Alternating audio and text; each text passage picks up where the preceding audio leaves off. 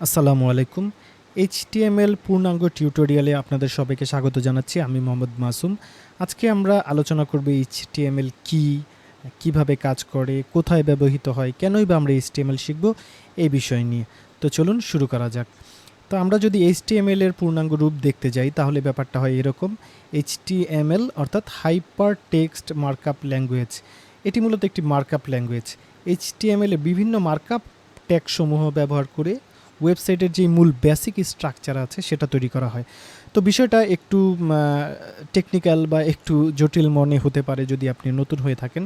তো আমি আসলে বিষয়টাকে আরও সহজ করার চেষ্টা করছি।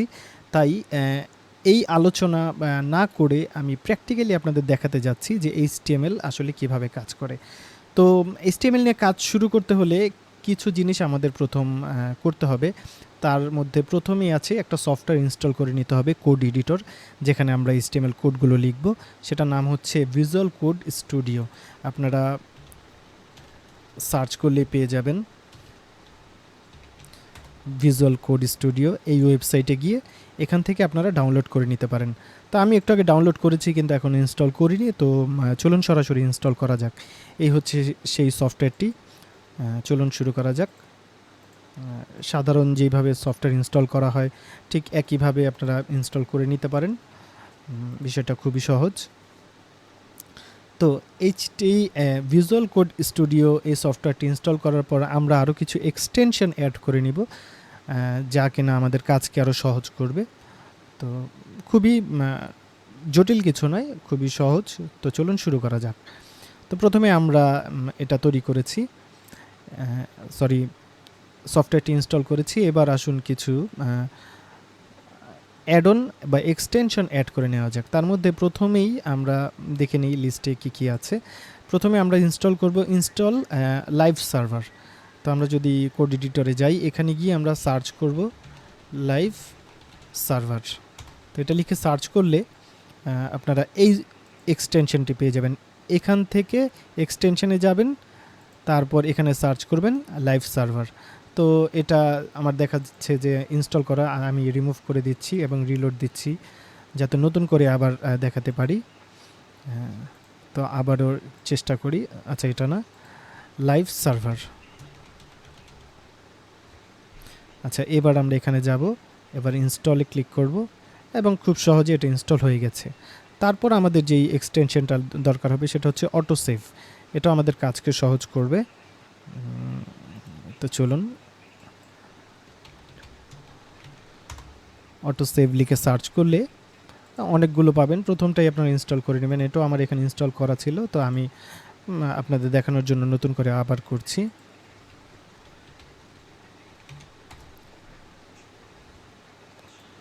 Auto save.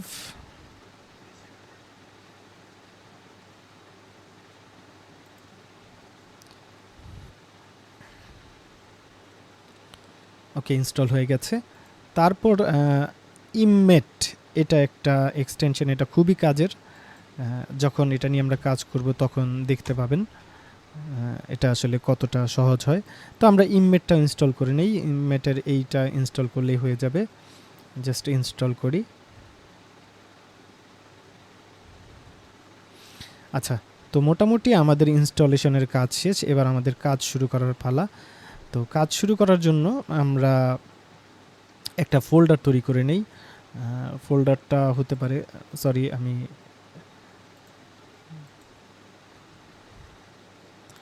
নতুন একটা ওয়ার্ক স্পেস তৈরি করে নেই।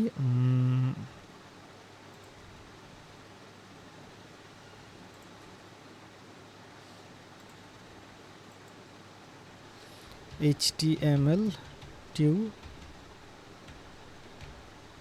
টিউটোরিয়াল। আচ্ছা, এবার এর মধ্যে দুঃখিত, আমি এটা যেহেতু আমার এটা প্রথমে ছিল আমি ডিলিট করে নিই। আচ্ছা, HTML টিউটোরিয়াল। তো আমরা এখান থেকেও করতে পারি ওপেন ফোল্ডার। ডেস্কটপে যে ফোল্ডারটা আছে আমরা এটা রিনেম করে নেই, তাহলে সুবিধা হবে। অথবা আমরা নতুন একটা ফোল্ডার তৈরি করে নিই, HTML টিউটোরিয়াল। আচ্ছা, এটা আমাদের ডেস্কটপে আছে। Select folder.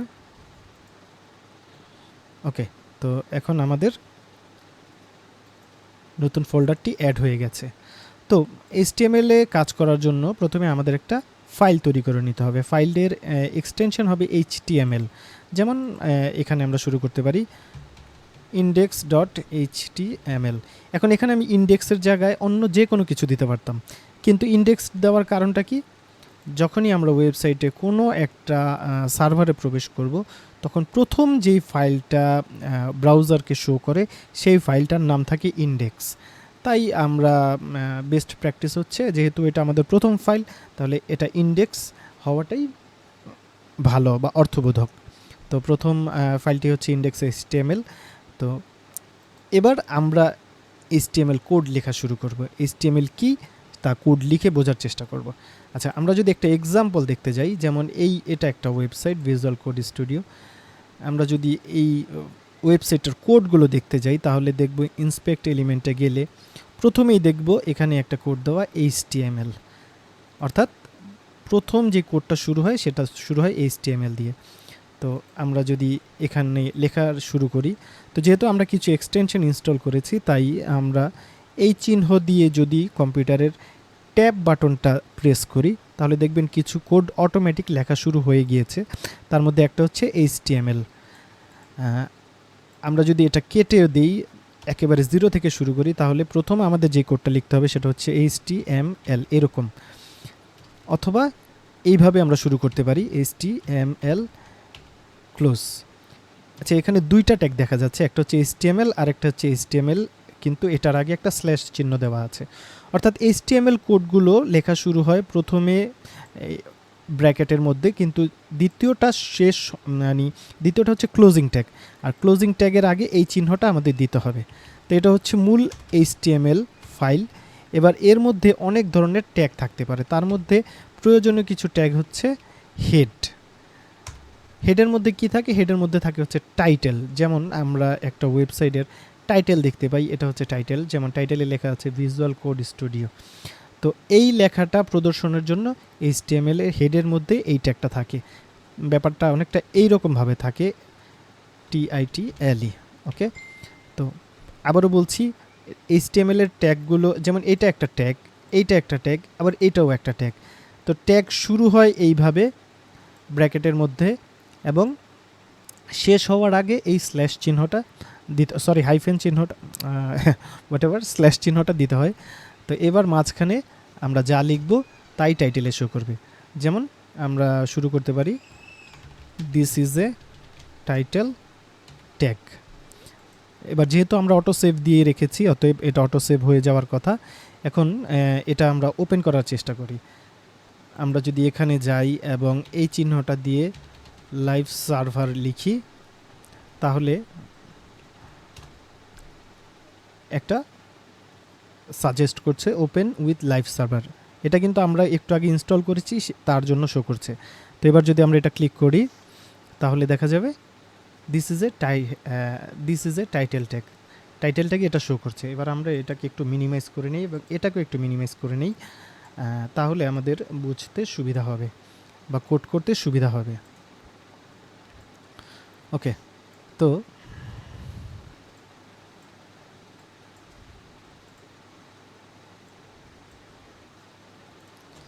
আচ্ছা, তাহলে আমরা দেখলাম যে হেড ট্যাগের মধ্যে টাইটেল ট্যাগ থাকে, হেড ট্যাগের মধ্যে আরও অনেকগুলো ট্যাগ থাকে, তার মধ্যে আমি একটা শো করছি, দেখাচ্ছি, সেটা হচ্ছে টাইটেল ট্যাগ।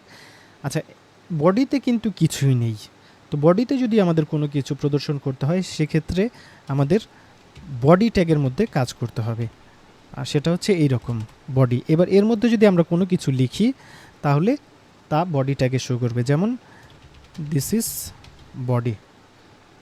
আমরা যদি লিখে সেভ করি, জাস্ট এখানে লেখার পর যদি সেভ করি অটোমেটিক এখানে শো করবে, কারণ আমরা লাইভ সার্ভার ইনস্টল করে নিয়েছি। তো